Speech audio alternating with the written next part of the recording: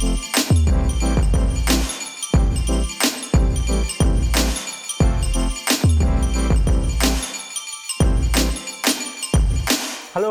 and welcome to TBH Beyond Borders podcast. This is episode 4, and I'm here with Naomi. Thanks so much for being here, Naomi. Yeah, all good. Thank you for having me. You're from Malaysia, and you're studying creative industries at QUT. Yep.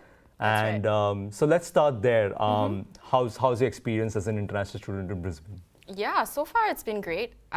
It's only like my second year, and I'm only here for 2 years.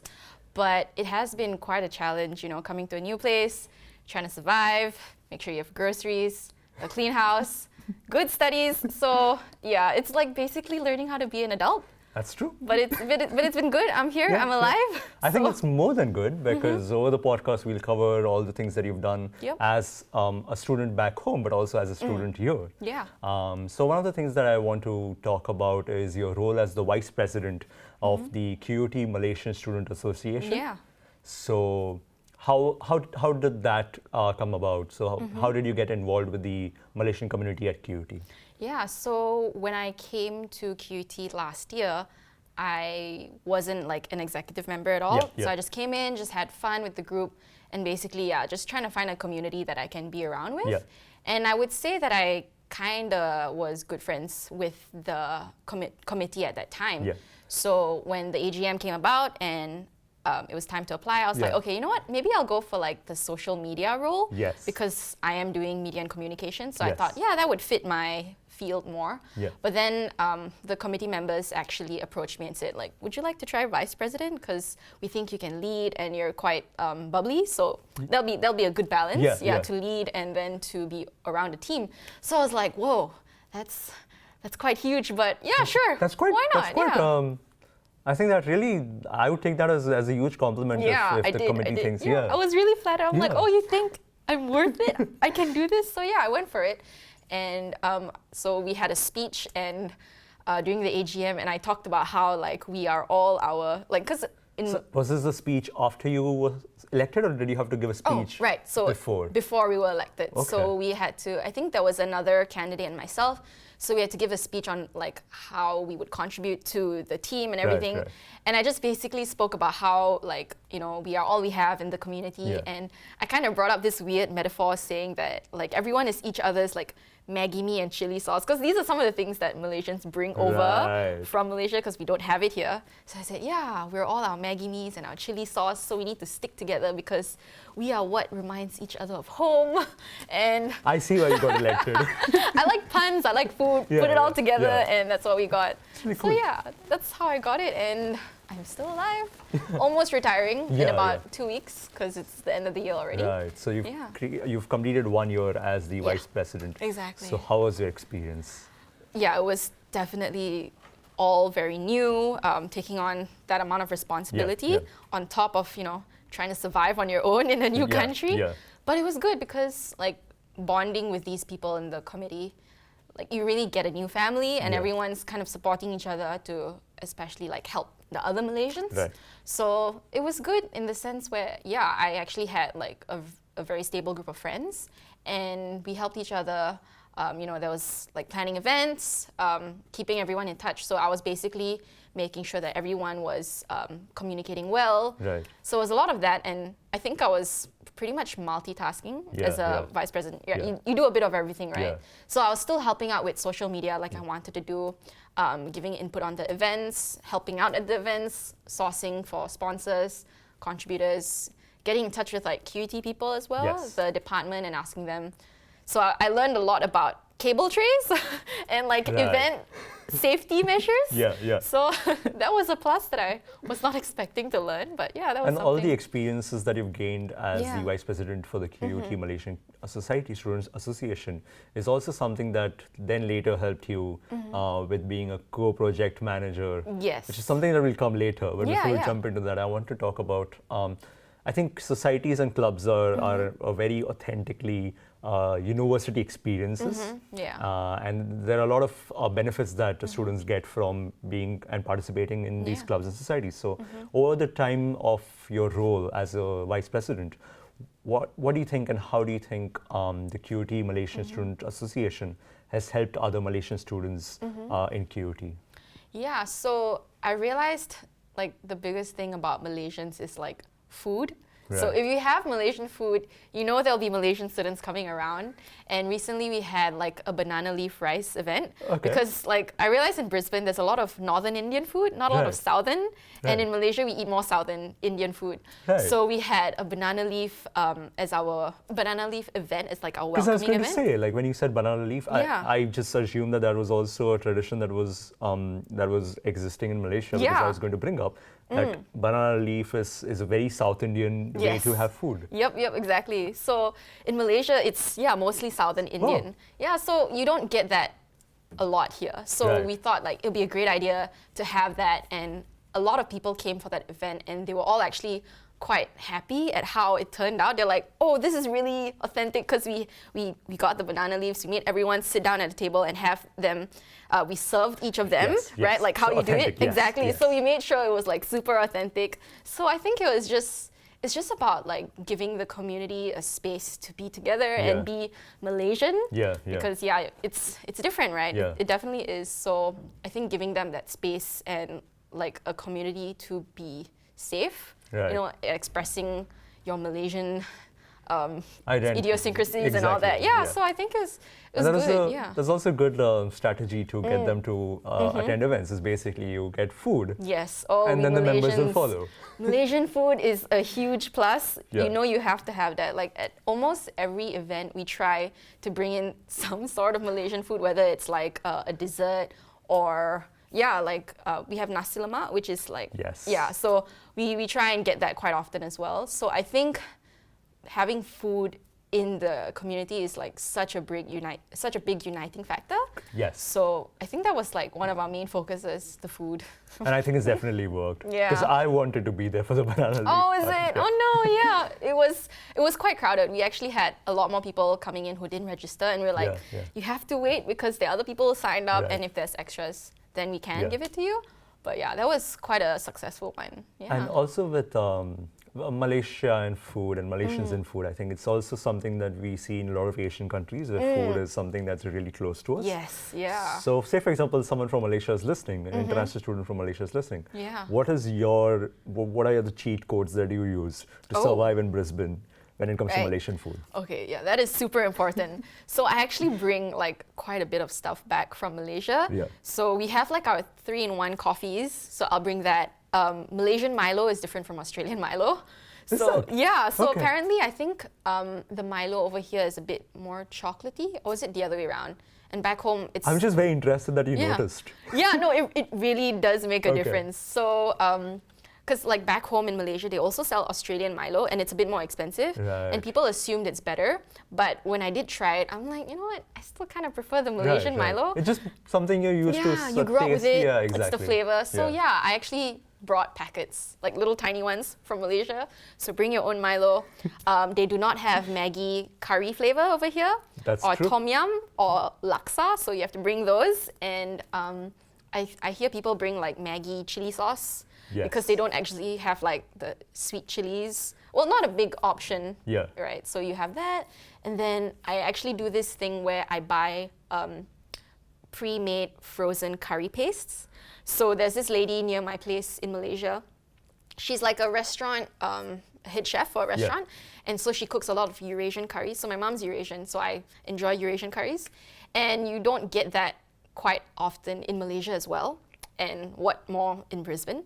So she makes the curries, she freezes them, packs them all up, seals it tightly. Yeah. So I just buy like containers. And because it's frozen, it doesn't melt that much in Yeah. the bag. So Yeah. that's pretty lucky. Bring it over and just whenever I want curries, just like take it out. It's all done. I don't Exactly. have to like blend the onions. No. Have like worry about where I can get all the right ingredients. Spices and yeah, exactly. No, it's quite difficult to source some of the Yeah, spices. And if you don't have a car, you have to go to the other markets out there. Right, That's right. quite inconvenient. Yeah. So frozen curries or curry packs, basically. Those are your good friends.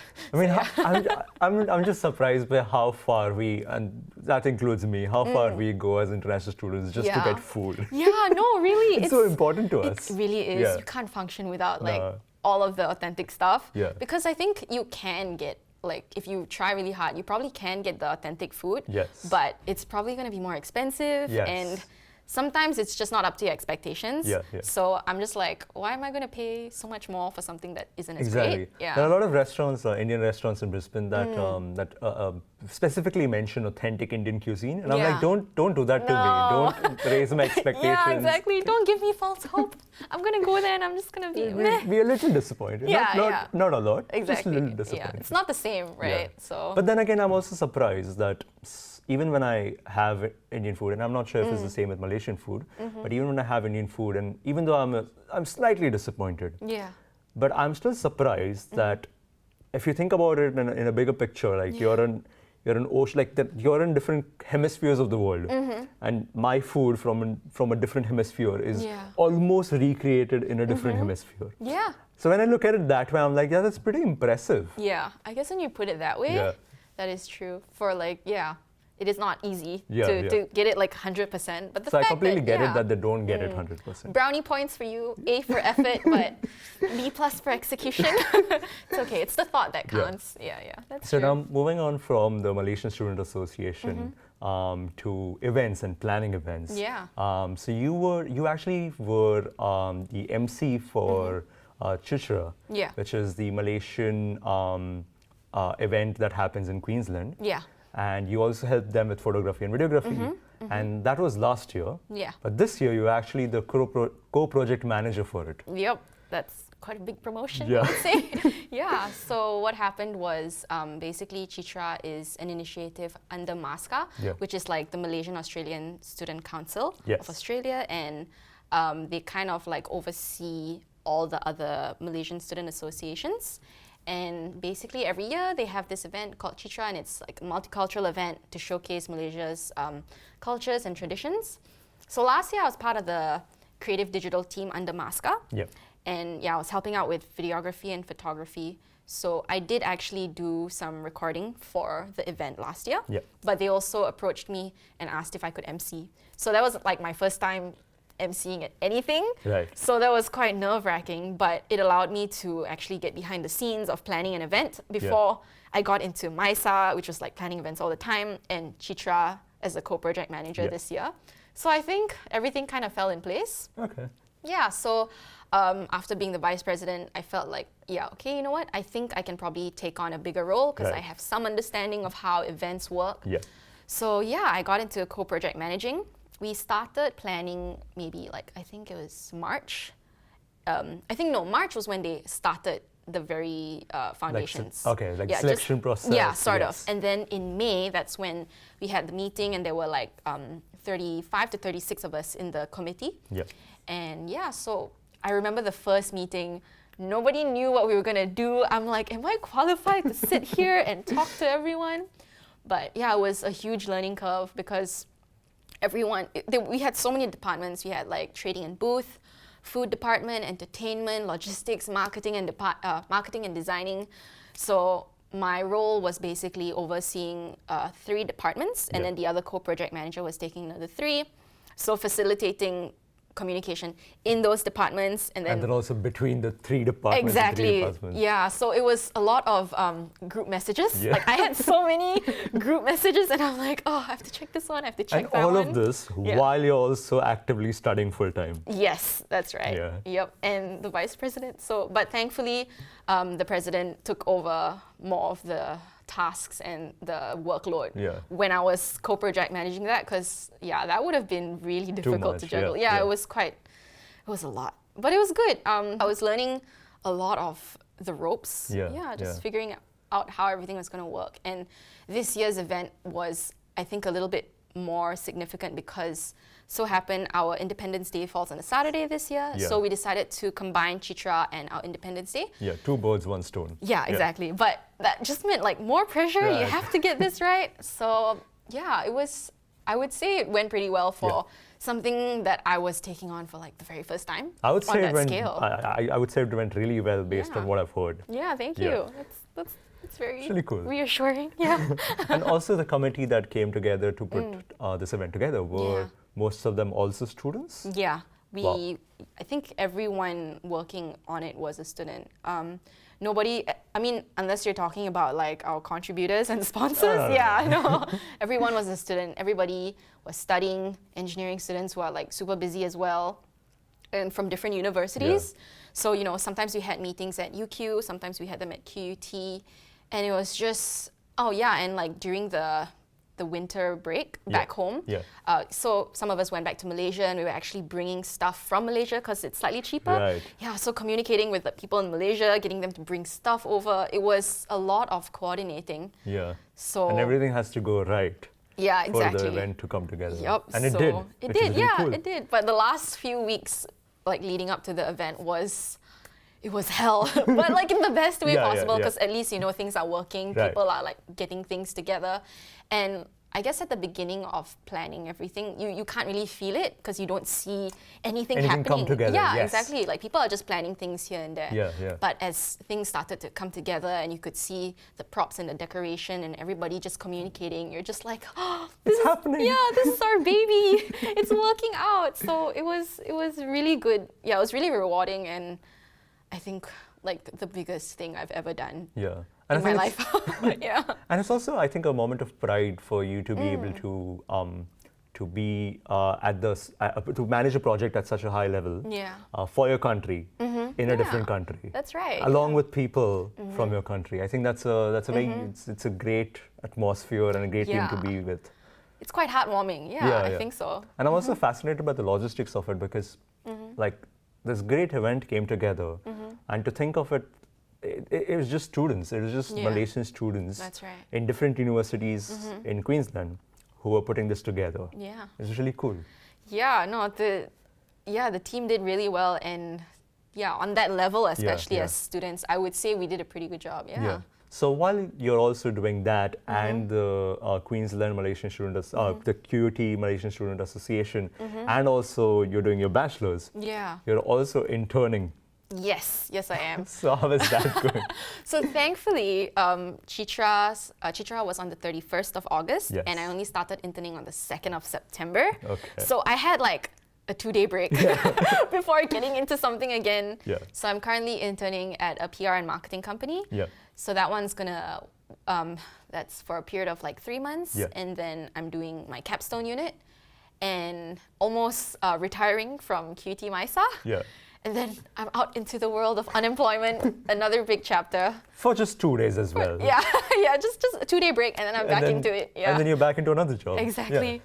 Yeah, it's a lot, but I mean, university is like, you know, they say it's what you make the most out of it, right? Yeah. So and you are making the most out of it. Yeah, I would say so. So after working as a volunteer and also giving your time to MISA and also MASCA events such as, you know, Chitra, how is it working for a firm now? Yeah, so I think it's a little bit different because I'm like, I'm making connections with the industry now, and it's a completely different culture because this was all very Malaysian, and now I'm at a PR company, and we're based in South Bank, and it's the Australian, more it's global? the Brisbane scene. Yes, exactly. Okay. So like I had tasks where I had to look for influencers and contacts, and I had to know where, like which media outlets to look for. Right. And as an international student, I'm like, where do I start? Like, who do I look for? I have no connections here. I have no idea what the scene is like.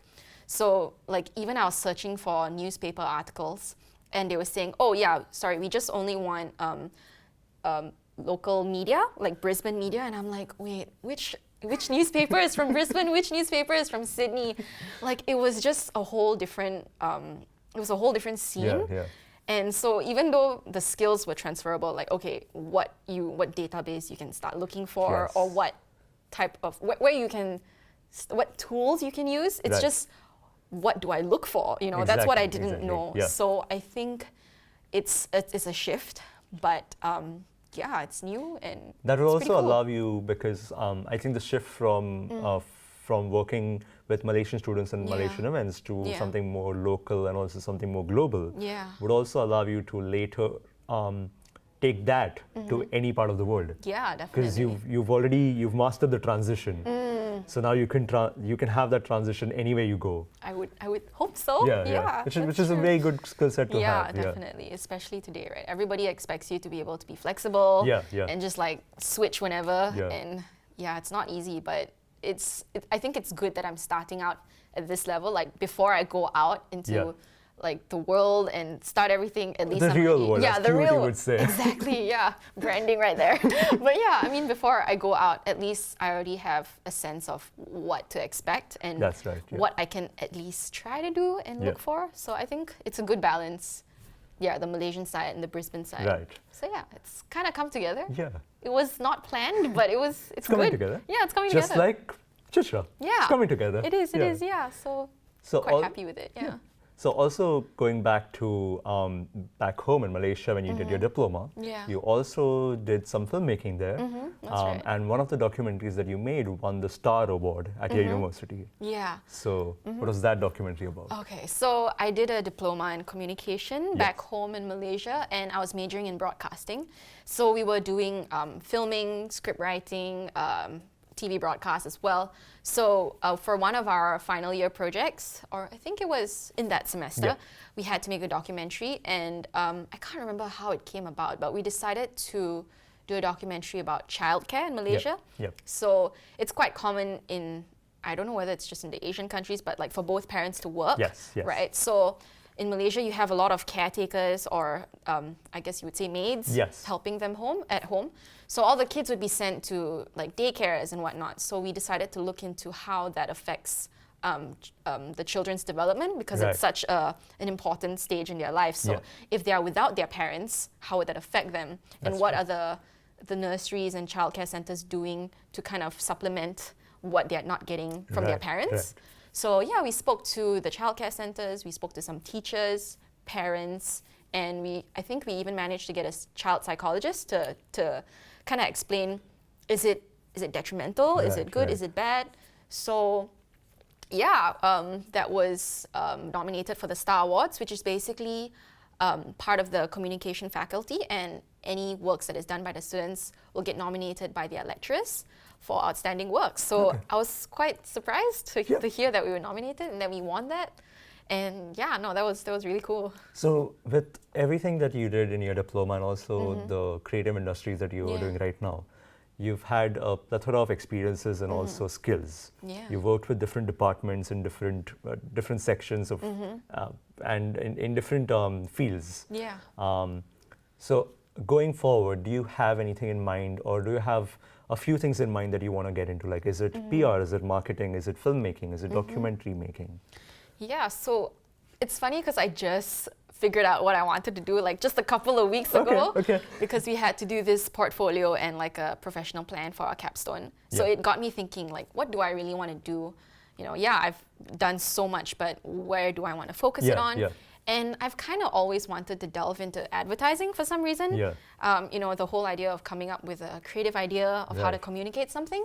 But with climate change and everything, I was just like, do I really want to, you know, contribute to consumerism and the whole idea where advertising makes you feel, or in some cases, advertising makes you feel lesser so you can buy their product.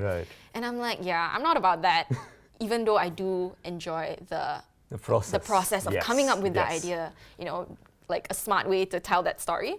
So I was thinking, you know, with all the project managing that I've been doing, which I wasn't expecting to do at all, I think I could definitely put there maybe into, project managing, you know, client accounts, and not in a corporate world at least, well, not at the end, not as my end goal. So maybe corporate just to start out and get a feel of what everything's all about, how things work. But I would definitely like to do something that would actually contribute back to my community back in Malaysia. So I would like to stay on for a bit, get a bit more work experience here, because it is challenging. It is pushing me to do new things. And with all that skills I have, go home and make a difference with it. Yeah, so something community-based, maybe NGOs, I'm not sure just yet. I haven't found a cause that I want to give to, but I definitely know it's something about giving back. I think this whole thing is a great full circle, and like it makes complete sense to me, because you would love advertisement because you like telling stories in the form of filmmaking, which you've done in your diploma, but it also has some of branding, which is something that you're doing now, and also with the firm that you're working with. Yeah. But you've also worked with the Malaysian community, that it makes sense that you would use all these skills to give back to your community. Yeah, I wasn't, people were always asking me, oh, what do you plan to do after you graduate? And I could never give them an answer. But this answer is perfect. Like, it makes sense. No, it really does. And I wasn't, like, when I figured it out, I'm like, I got it, Like, it was a moment and I'm like, this is what I'm going to do. Yeah. So, like, I think everything just worked out well. The fact that, I came from, like, filming, as you mentioned, and then going to the Malaysian Society, project managing, and then my current capstone unit, which, like, is making you think about what you're going to do with everything you've done. Right. And, it really has come full circle. Yeah. And something that you did while you were studying creative industries, as you are right now, is that you had an assignment where you basically drafted up an idea. Yeah.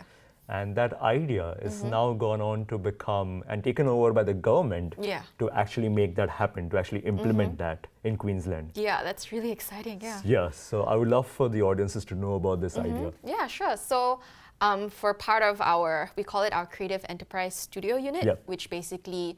sounds really cool. Yeah, it does. And it doesn't really tell you what it's about from the name, but it's essentially a very fluid unit because each semester it actually changes up. So what QUT does is they actually connect with industry partners and get them to give the students a brief. So for this particular one that I was doing, we were given a brief by Economic Development of Queensland, EDQ. Yes. Yeah, so they're under the Queensland Queensland government, and what they were doing is basically developing Northshore, where Eat Street is, because everyone only knows Northshore for Eat Street, and nothing else. So they actually want to, develop it and make it into an actual place that people want to go to, other than Eat Street.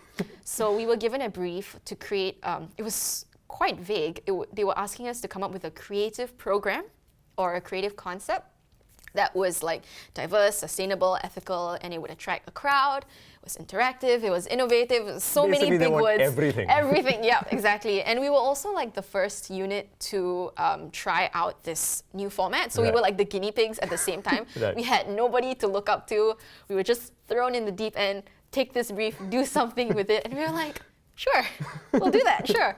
So yeah, we had to come up with an interactive idea to put on the site. So what happened was we were all asked to come up with 2 concepts and then cut it down to 1 concept, pitch it to the class, vote it down to 6 concepts, get into your groups, and then work on those 6 concepts throughout the semester. Okay. So I worked with this group. We called ourselves the Pixel People. Yes. And we came up with this idea where we wanted to create this wall, which was essentially made out of what do you call those cargo containers? Because that's what Eat Street is made out of. Yes. So it was a wharf before that, and they wanted to keep the history as part of the site. Right.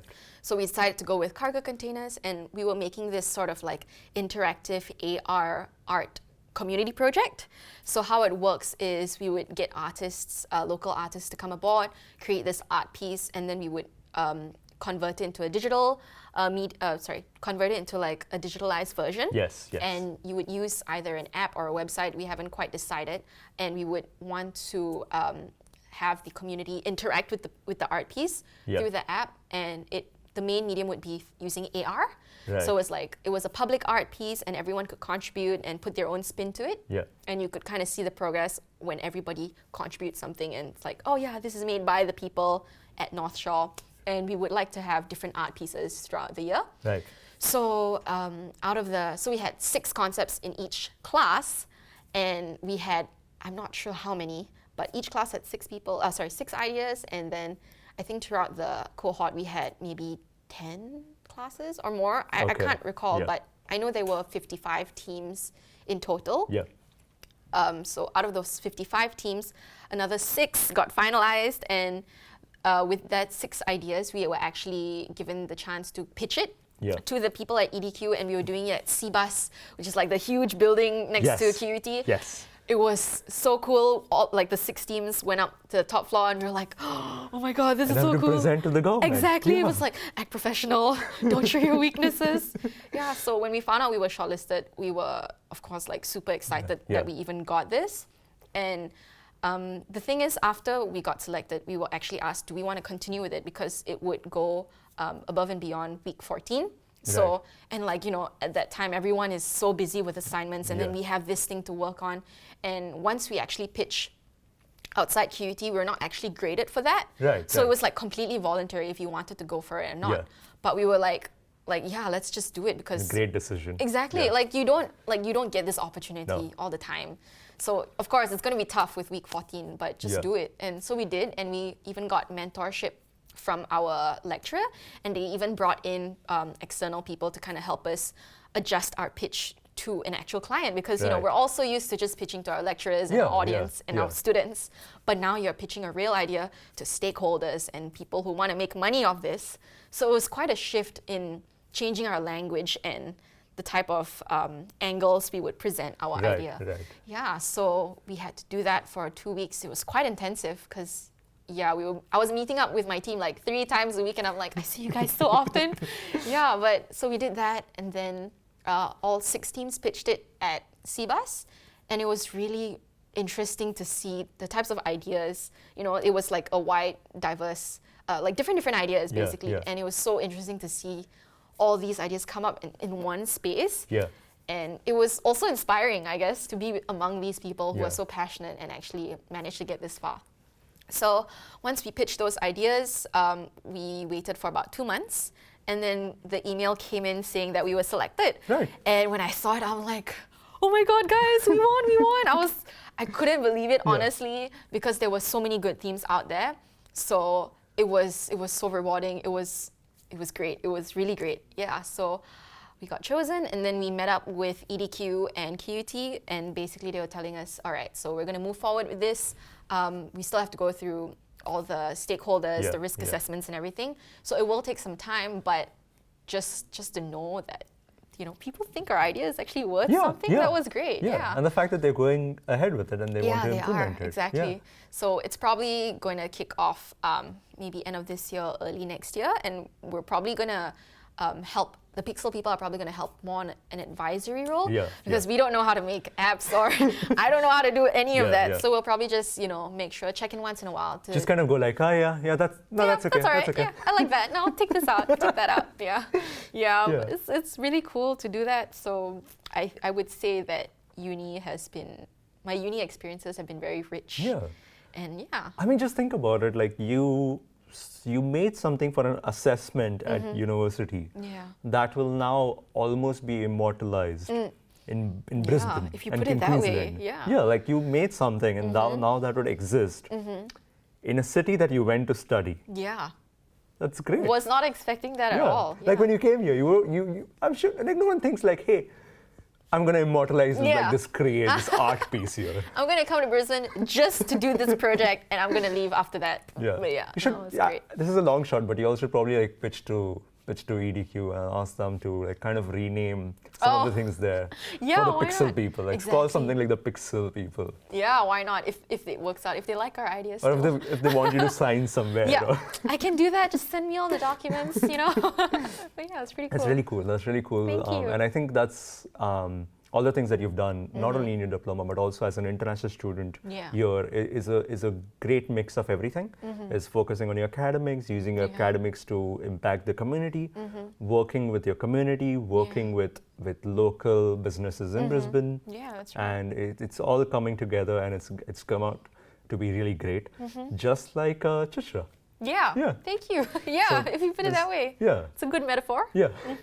So thanks so much for being here, and this is a great experience, and I'm sure all the cheat codes that you gave about food and Malaysian food, I'm sure that there are Wikipedia articles that are being made about it. Thanks so much for being here, and thank you all for listening. We'll see you next time.